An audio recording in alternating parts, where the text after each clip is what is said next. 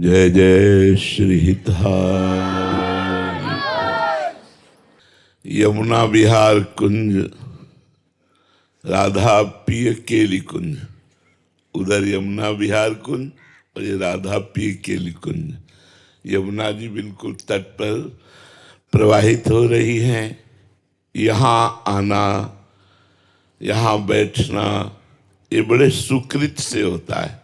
सुकृत माने पुण्य। बिना भगवान की कृपा के, बिना किशोरी जी की कृपा के ये मिलन, यहाँ बैठकर भगवत चर्चा सुनना ये संभव हो ही नहीं सकता। श्री राधिका कृपा बिनु सबके मनन अगम्य। श्री जी कृपा न करें तो इस क्षेत्र में प्रवेश न हो, वृंदावन में मन के द्वारा भी आप चिंतन न कर पावे। तो जब कृपा हुई है, आप यहाँ विराजमान हुए हैं, तो थोड़ी देर सत्संग सुनिए और उसे अपने जीवन में आचरण में उतारिए। जी श्री हरिवंश महाराज जी, प्रश्न है जीवन में रस कैसे आए? जी। उत्तर है इसके लिए इच्छा होनी चाहिए। हाँ, भगवद रस प्राप्ति की इच्छा उसी के हृदय में उत्पन्न हो सकती है। भगवान श्री कृष्णचंद्र जी ने गीता जी में कहा, भोगेश्वरी प्रसक्तानाम तया प्रहत चेतसाम व्यवसायत्मिका बुद्धि समाधो न विधीयते। जिसने अपने चित्त को भोगों के चिंतन में और इंद्रियों को भोगों में फंसा दिया है, वो कभी भगवत रस प्राप्ति की, भगवत प्राप्ति की इच्छा भी नहीं कर सकता। ये श्री भगवान के वचन है।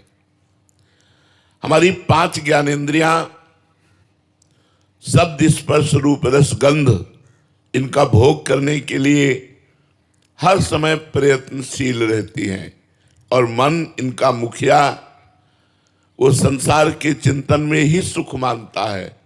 तो कैसे भगवत रस आवे? भगवान कृपा करे और हमें साधु समागम मिले। संत समागम में हमारे को ये जब पता चले कि मनुष्य जीवन का लक्ष्य भोग ही भोगना नहीं है, भगवत प्राप्ति करना है।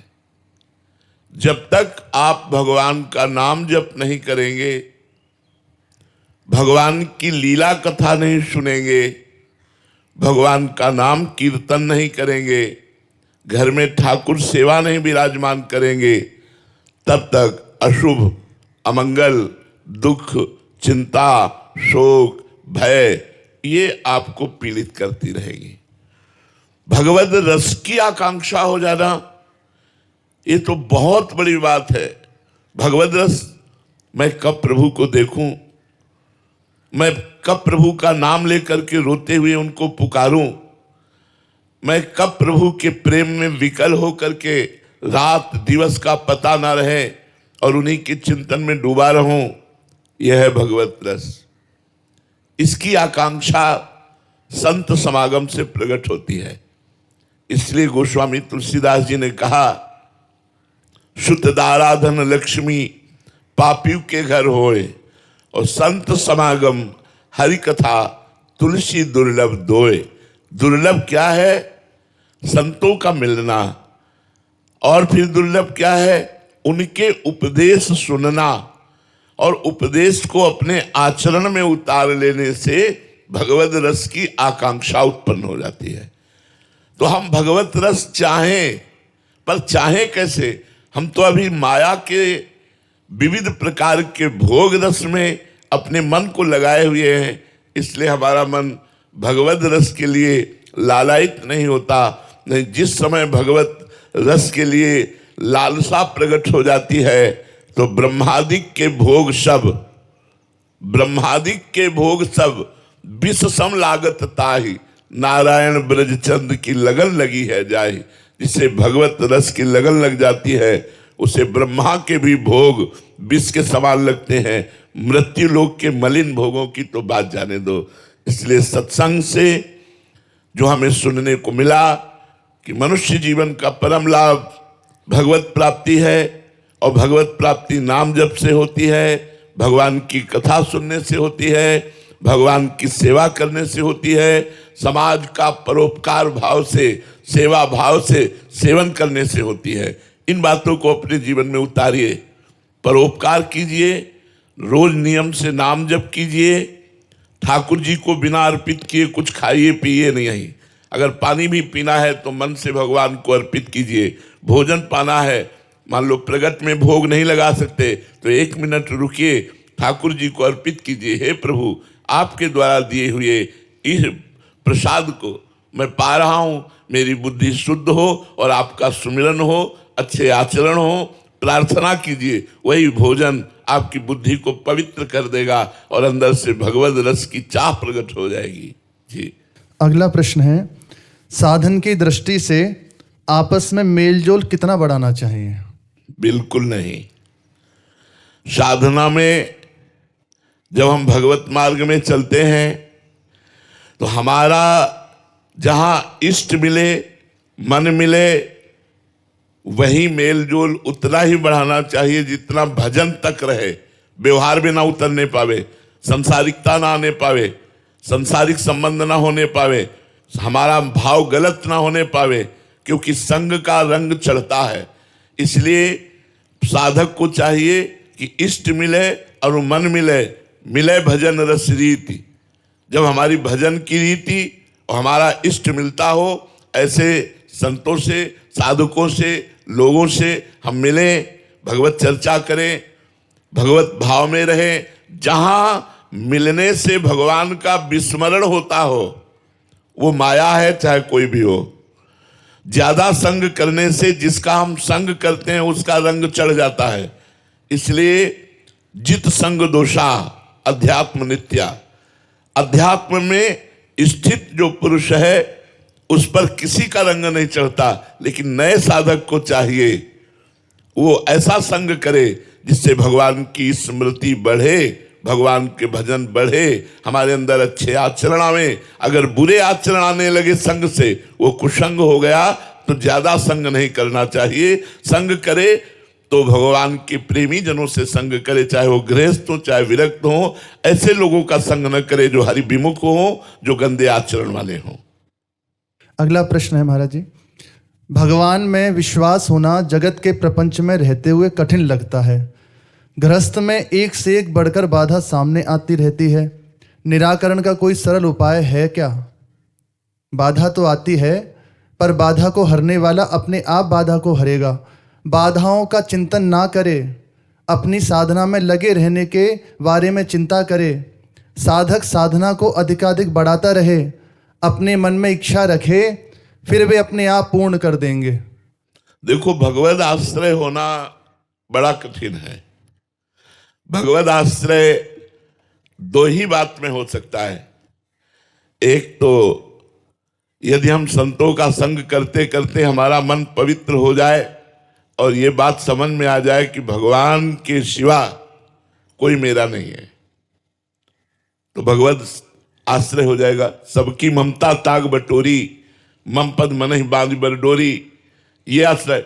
और या फिर भारी संकट हो जाए, भारी विपत्ति हो जाए, तो भगवत आश्रय हो सकता है। जैसे गजेंद्र बड़ा मतवाला, मस्ती से हजारों हाथी हाथिनियों के बीच में खेल करता, आनंदित रहता। एक सरोवर में जल पीने के लिए गया और ग्राह ने पकड़ लिया। 1000 वर्ष तक वो युद्ध करता रहा, लड़ता रहा। ग्राह गजेंद्र को खींचता जल की तरफ, गजेंद्र ताकत लगाकर बाहर की तरफ, यहां तक कि उसके परिवार और साथियों ने भी गजेंद्र का साथ दिया। लेकिन जब देखा कि ये निकल ही नहीं रहे तो परिवार के लोग चले गए। देखते जाओ, कोई साथी नहीं रहा।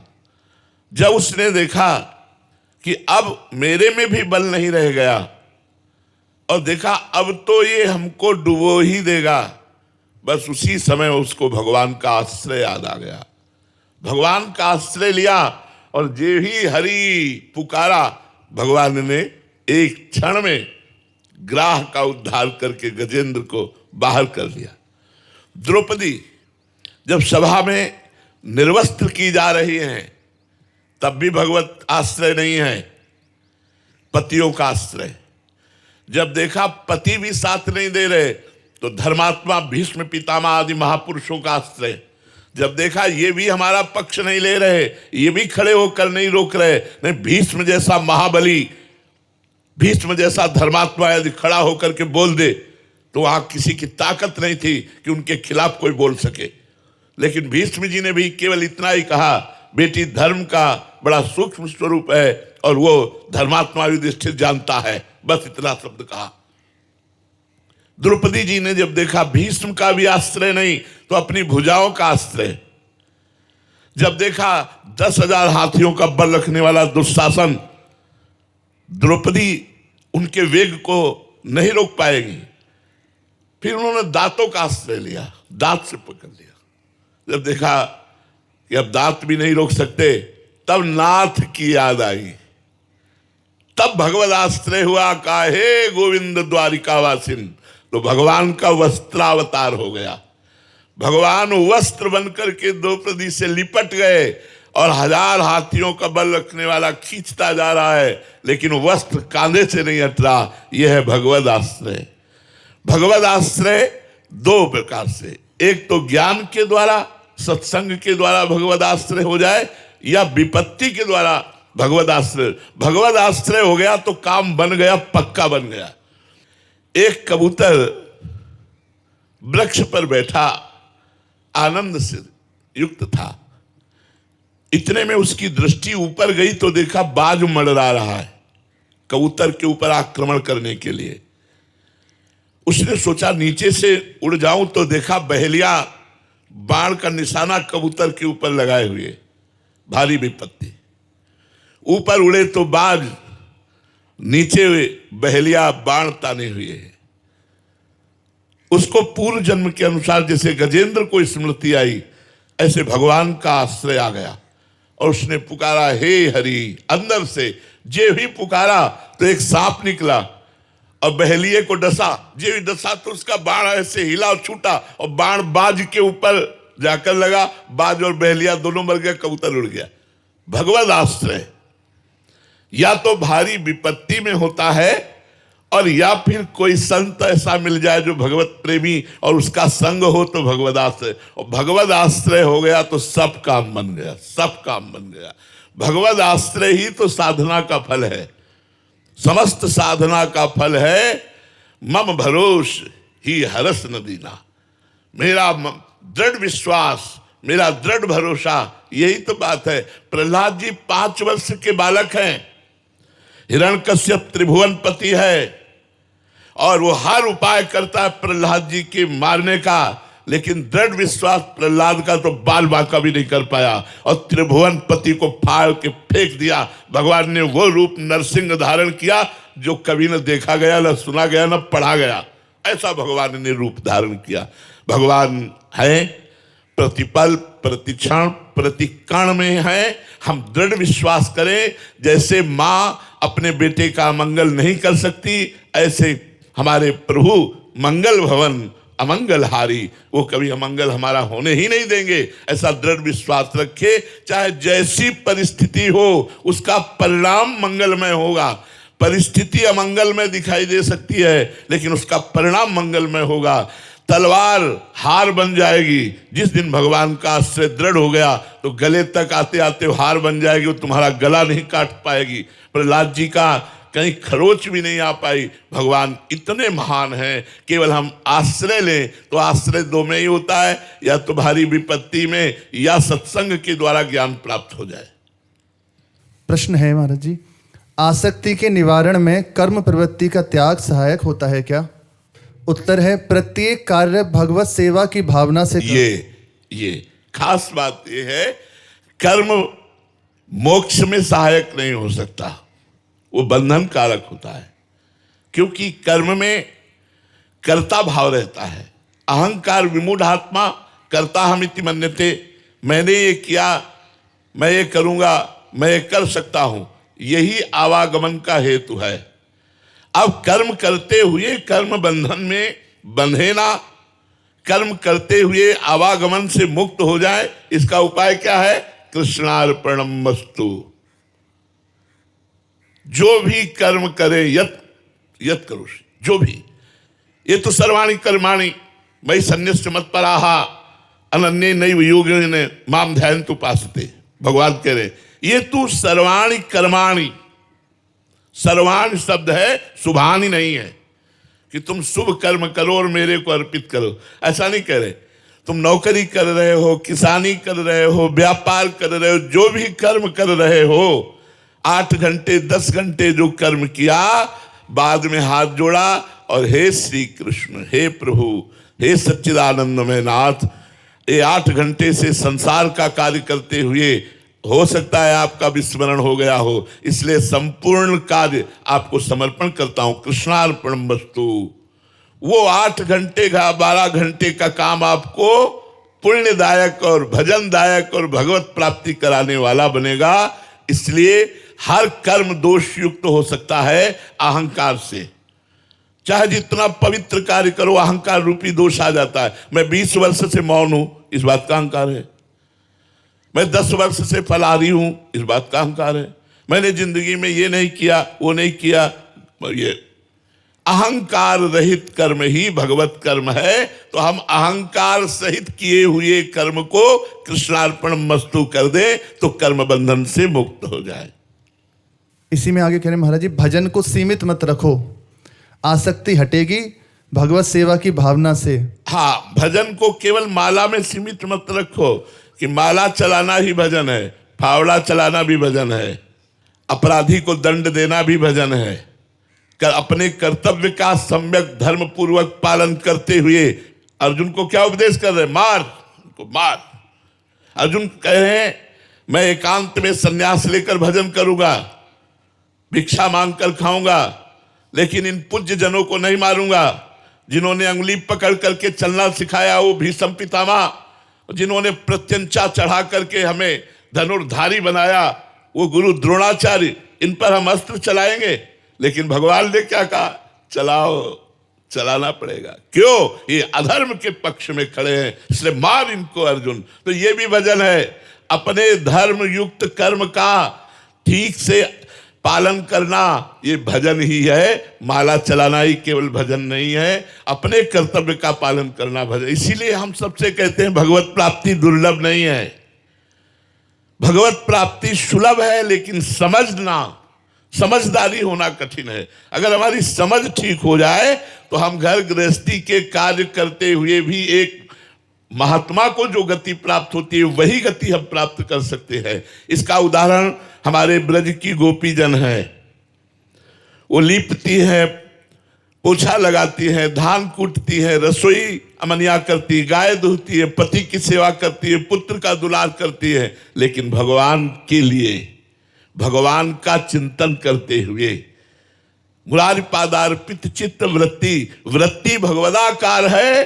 तो घर गृहस्थी के कार्य करते हुए एक योगी को जो गति होती है वही एक गृहस्थ को गति होती है। इसलिए सब कोई भगवत प्राप्ति कर सकता है। खूब नाम जप करो और हर कर्म को होश में करो, कोई नशा ना करो, गंदा भोजन मत करो, ये मांस आदि मत खाओ, मदिरा मत पियो, पराई माता बहनों की तरफ गंदी दृष्टि मत रखो, नाम जप करो। अपने धर्म का पालन करते हुए आप भगवत प्राप्त हो जाएंगे, गृहस्थी में सहज से हो जाएंगे। श्री राधा वल्लभ लाल की।